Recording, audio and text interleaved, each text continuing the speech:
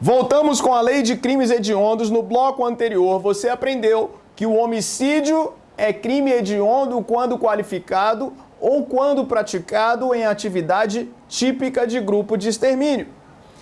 E vamos agora ver o restante da lei de crimes hediondos. Lei 8.072 de 90 é uma das leis mais importantes no âmbito penal. Vamos então ver os demais crimes hediondos. O inciso 2 do artigo 1º indica que o latrocínio também é crime hediondo. Latrocínio, que é o artigo 157, parágrafo 3º do Código Penal, é o roubo com morte. E veja o seguinte, o entendimento da maioria da doutrina é no sentido de que o artigo 157, parágrafo 3º, não prevê qualquer diferença em relação à morte dolosa ou culposa.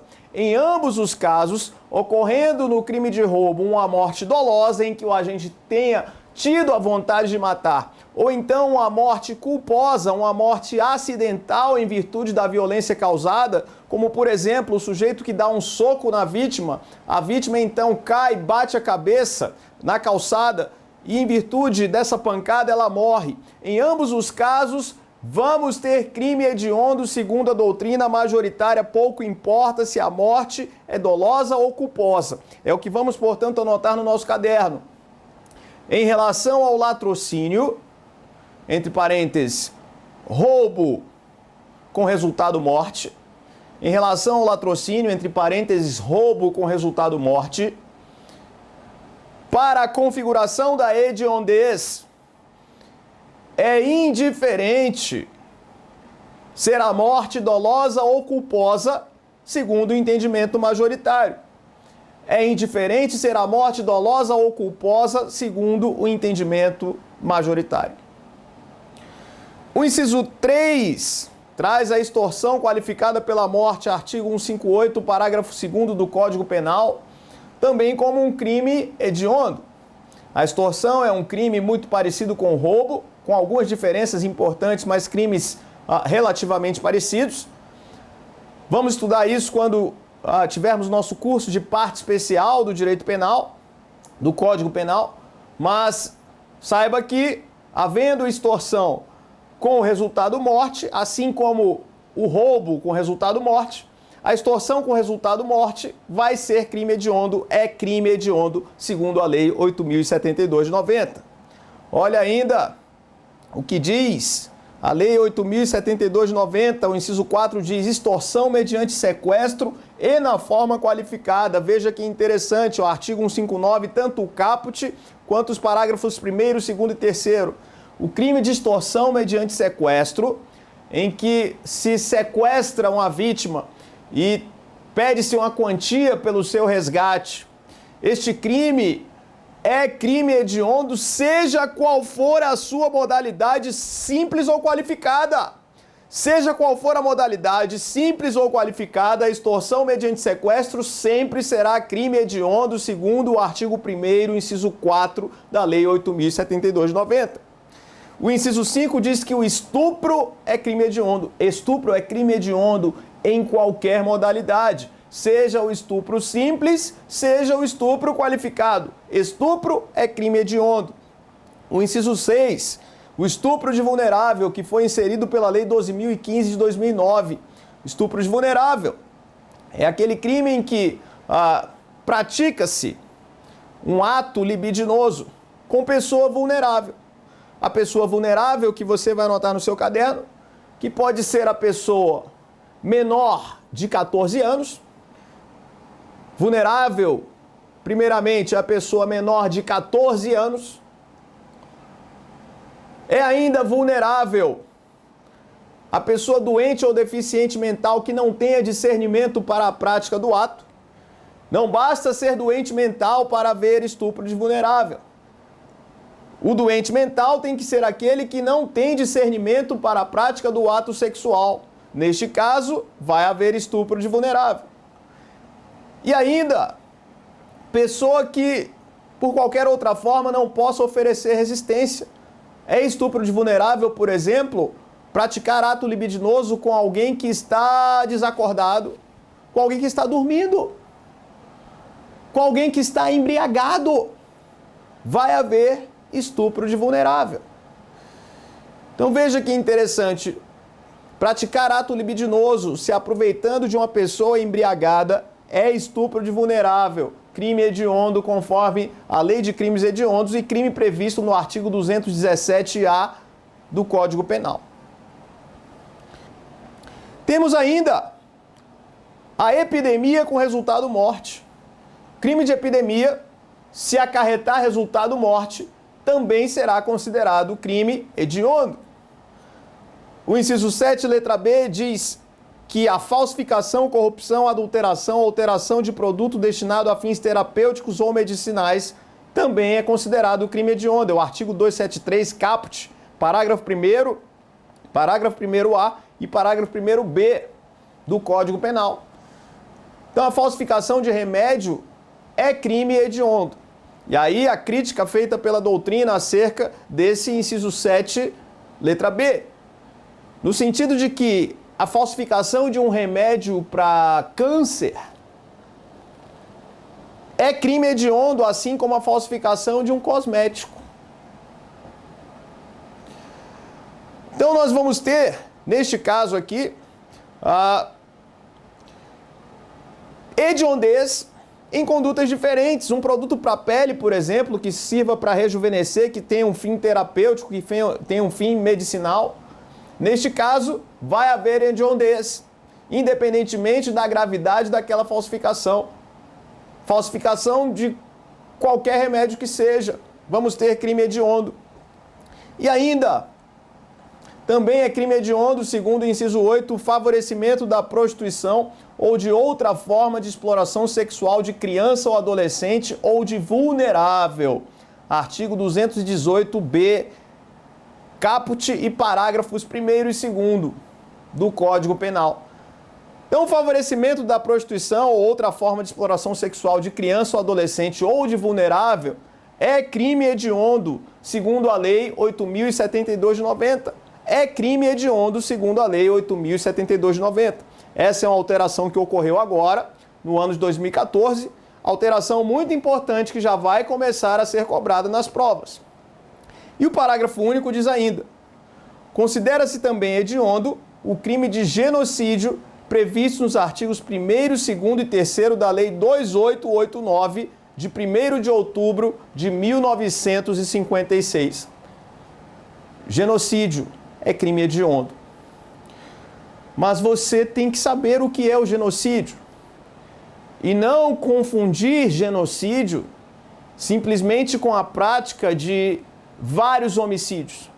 Não é essa a ideia do crime de genocídio. O crime de genocídio é aquele que vai se configurar de acordo com a Lei 2889 de 56. A Lei 2889 de 56, que você vê o artigo 1º na sua tela, delimita bem o âmbito da conduta genocida. Olha o que diz o artigo 1º da Lei 2889 de 56. Quem, com a intenção de destruir no todo ou em parte, grupo nacional, étnico, racial ou religioso como tal. Letra A, matar membros do grupo. Letra B, causar lesão à integridade física ou mental de membros do grupo. Letra C, submeter intencionalmente o grupo a condições de existência capazes de ocasionar-lhe a destruição física total ou parcial. Letra D, adotar medidas destinadas a impedir os nascimentos no seio do grupo. Letra E, efetuar a transferência forçada de crianças do grupo para outro grupo. Será punido com as penas do artigo 121, parágrafo 2º do Código Penal, no caso da letra A, com as penas do artigo 129, parágrafo 2º, no caso da letra B, com as penas do artigo 270, no caso da letra C, com as penas do artigo 125, no caso da letra D, com as penas do artigo 148, no caso da letra E.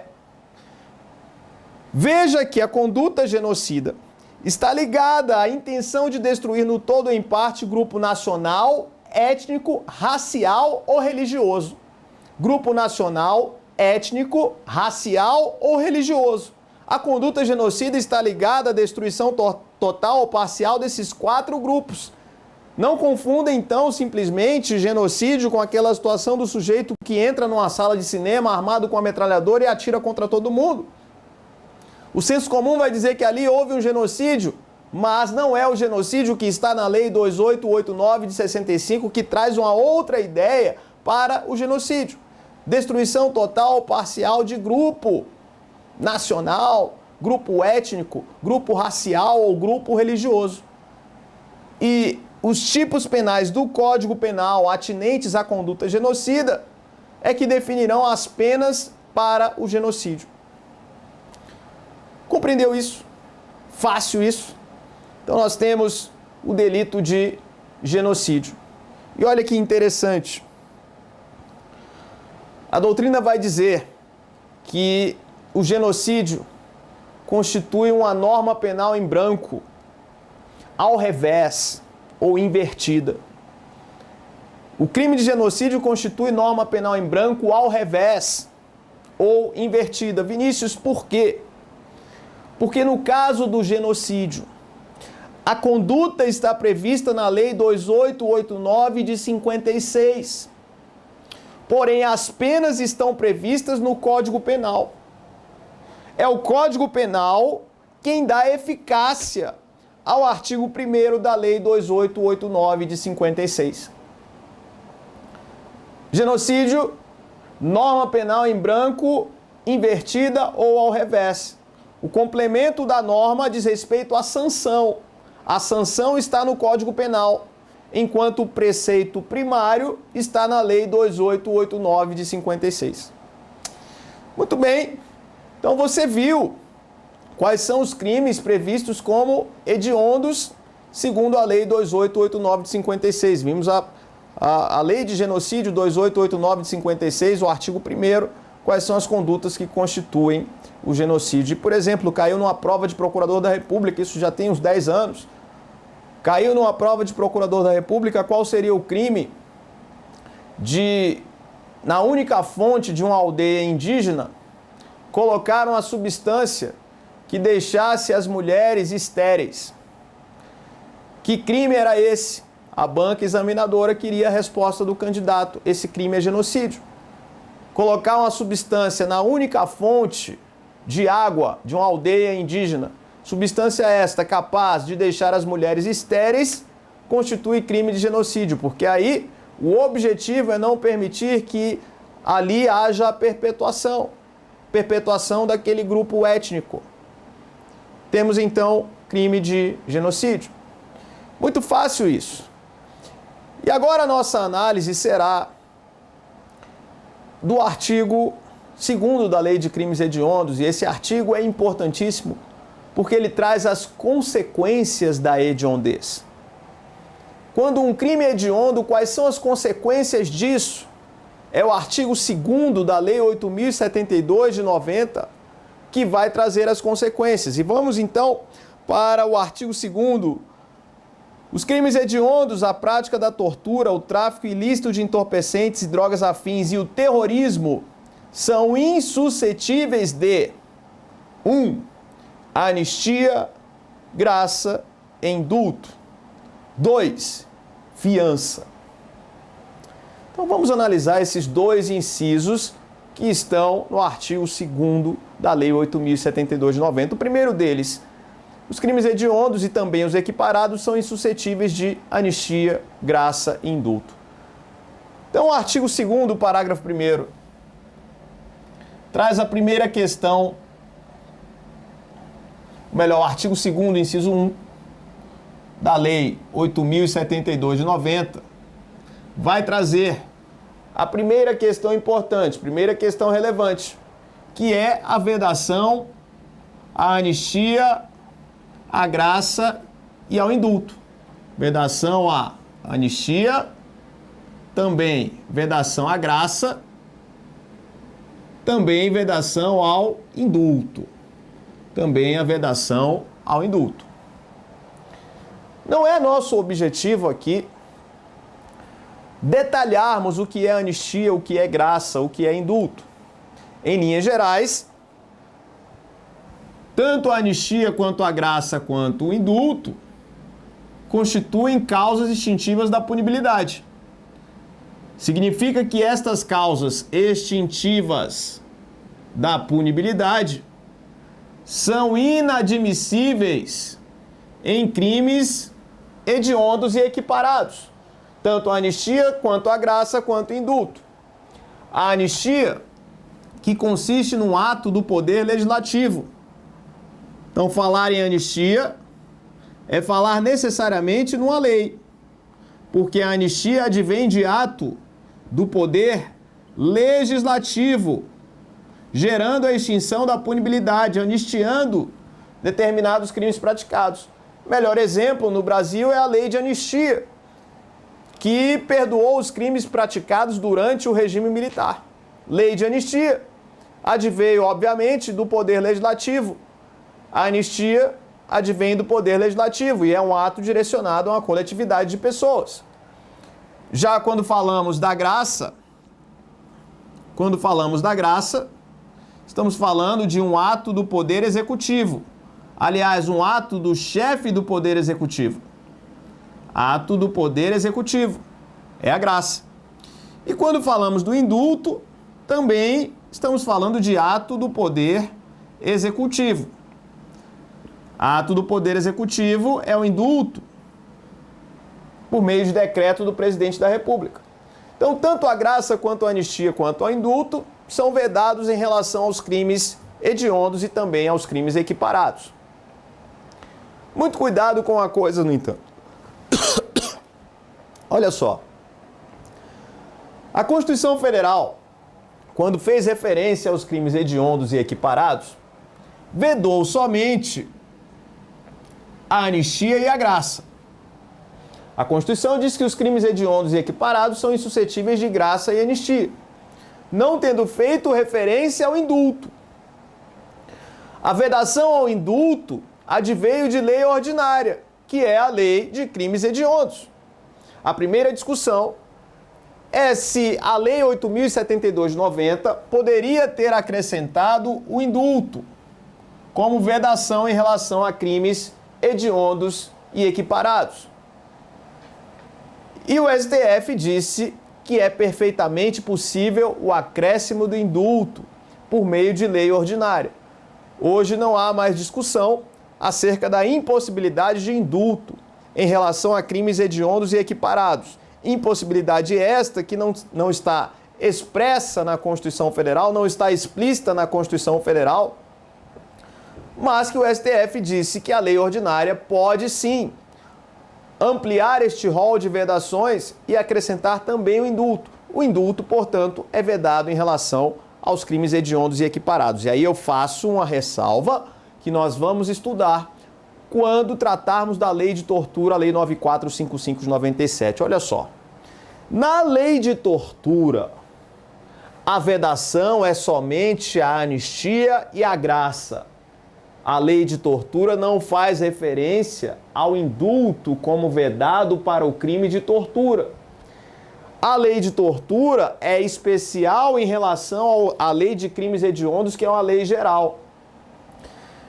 Em relação ao crime de tortura, aplicamos o princípio da especialidade para concluirmos o seguinte: é possível indulto no crime de tortura, segundo a maioria da doutrina.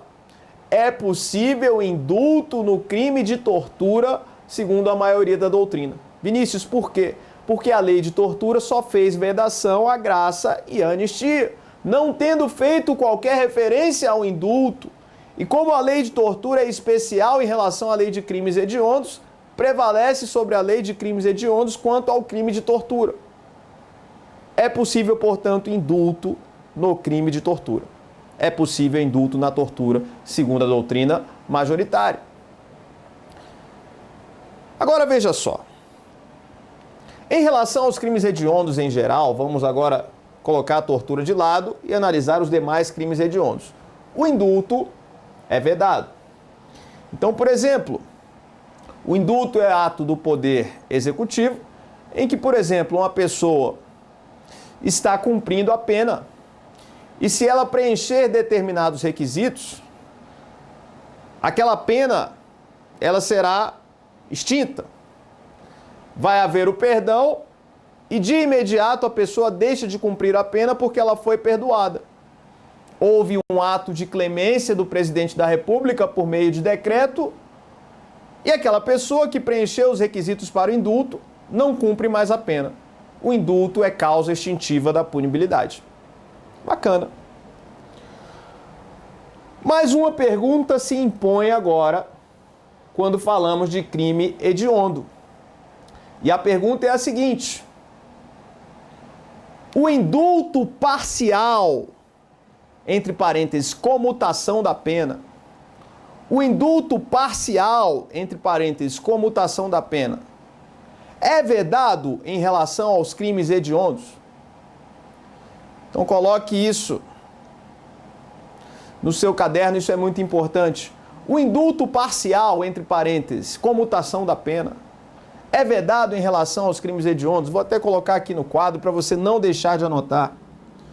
O indulto parcial, entre parênteses, comutação da pena, entre parênteses, comutação da pena, é vedado em relação aos crimes hediondos, e aí vamos incluir também os equiparados, exceto a tortura. Vamos incluir também, quando digo crimes hediondos, estamos falando dos hediondos e equiparados, e em relação ao indulto, vamos excluir a tortura. E o STF tem posição a respeito. O que seria essa comutação da pena? Quando você ouve falar na imprensa do saidão de Natal, o saidão de Natal é o que nós chamamos de comutação da pena. Não deixa de ser uma redução de pena que ocorre no curso da execução penal, e muitos classificam dessa forma o indulto parcial. O indulto parcial, para parte da doutrina, seria uma causa de diminuição de pena no curso da execução penal. E não a causa extintiva da punibilidade, obviamente, porque no saidão de Natal o sujeito sai, mas tem que voltar. Em tese tem que voltar. Nem todos voltam, mas a ideia é voltar. Vinícius, mas nesse saidão de Natal, os sujeitos aproveitam para praticar crimes. Alguns não voltam, é verdade. Difícil aplicar um instituto desse sem ter efeitos colaterais. De outro lado, o indulto de Natal é importante para incentivar o preso a ter bom comportamento carcerário.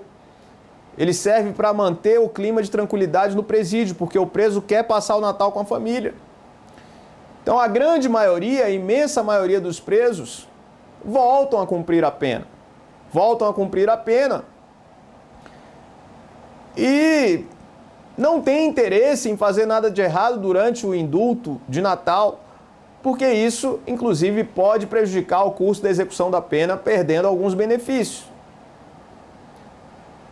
E a pergunta é: nos crimes hediondos e equiparados, é possível a comutação da pena, o indulto parcial, como, por exemplo, o saidão de Natal? Será que é possível em crimes hediondos e equiparados? Vamos então para um julgado do STF no HC 115.099. Olha o que diz a ementa: habeas corpus, constitucional e processual penal, latrocínio, crime hediondo, comutação de pena, decreto 7046 de 2009, vedação legal expressa e impossibilidade de denegação da ordem. A jurisprudência deste Supremo Tribunal Federal é firme no sentido de que o Instituto da Graça, previsto no artigo 5º, inciso 43 da Constituição Federal, engloba o indulto e a comutação da pena, estando a competência privativa do Presidente da República para a concessão desses benefícios, limitada pela vedação estabelecida no referido dispositivo constitucional. Precedentes: o Decreto 7046 de 2009 dispõe que a concessão dos benefícios de indulto e comutação da pena não alcança as pessoas condenadas por crime hediondo, praticado após a edição das leis 8.072 de 90, 8.930 de 94, que alterou a lei de crimes hediondos, 9.695 de 98, 11.464 de 2007, 2015 e 2009, são leis aí que alteram a lei de crimes hediondos, leis posteriores à lei de crimes hediondos. E o Supremo, inclusive, nesse julgado, faz uma interpretação do Instituto da Graça, dizendo que a expressão graça engloba também o indulto. Embora, na verdade, o indulto seja mais amplo do que a graça, tecnicamente, conceitualmente. Mas o STF interpreta a graça, dá uma interpretação ampla à expressão, dizendo que ela abrange também o indulto. E aí, quando o STF faz referência à comutação da pena, também conhecida como indulto parcial, o Supremo deixa claro: não é possível comutação da pena em crimes hediondos e equiparados. O indulto parcial não é possível em relação a crimes hediondos e equiparados. Fácil, tranquilo isso. Vamos seguir com a lei de crimes hediondos, a segunda vedação que está no artigo 2º. No inciso 2, você encontra a vedação à fiança.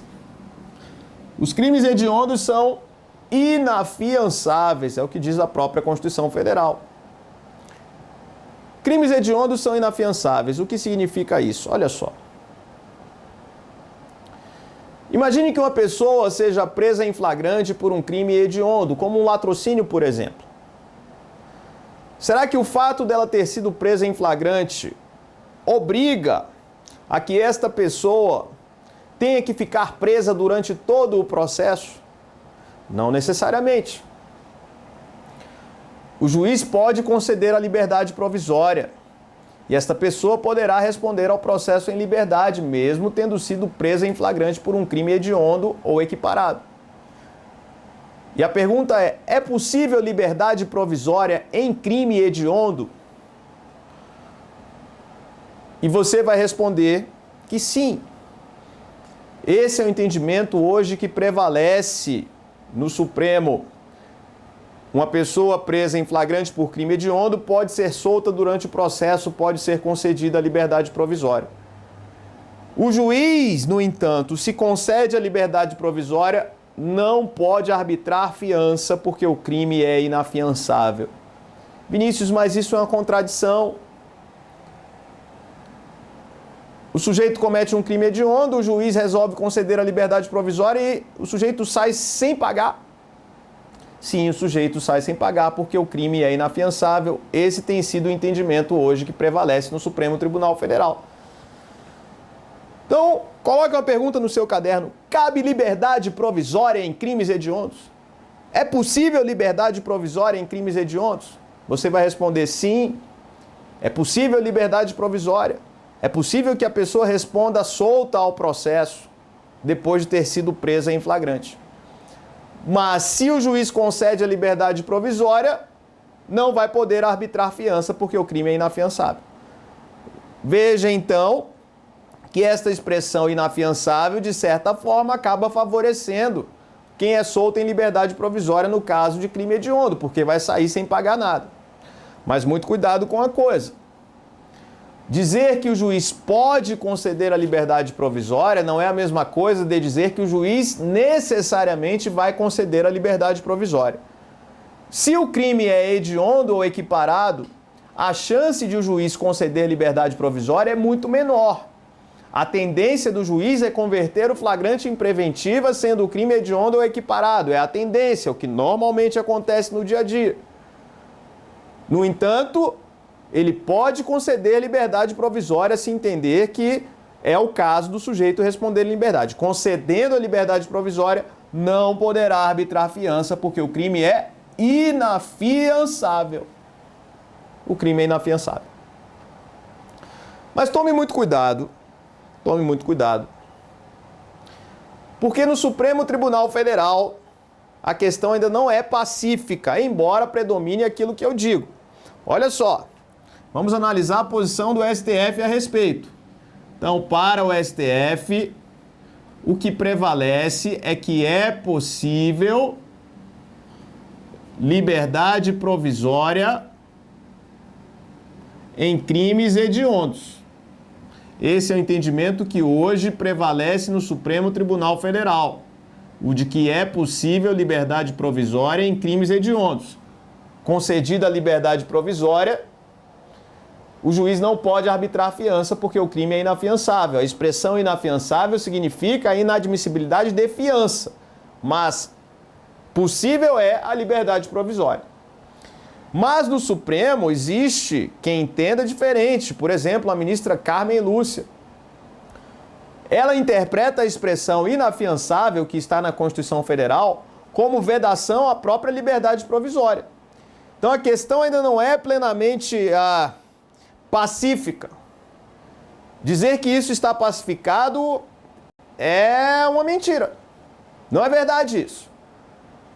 No Supremo ainda há divergência e existem julgados até recentes, entendendo que a expressão inafiançável que está na Constituição Federal significa a vedação à própria liberdade provisória. No entanto, na sua prova, o entendimento que vai prevalecer é no sentido de que é possível liberdade provisória, sendo vedada, no entanto, a fiança. O juiz concedendo não vai arbitrar fiança. Bacana. Você tem, então, as vedações que estão no artigo 2º, nos incisos 1 e 2 da Lei 8.072 de 90. Artigo 2º, incisos 1 e 2, vimos a vedação à anistia, à graça e ao indulto, e também a vedação à fiança, sendo possível liberdade provisória. No próximo bloco, vamos analisar todos os parágrafos que estão no artigo 2º da Lei 8.072 de 90. Até lá!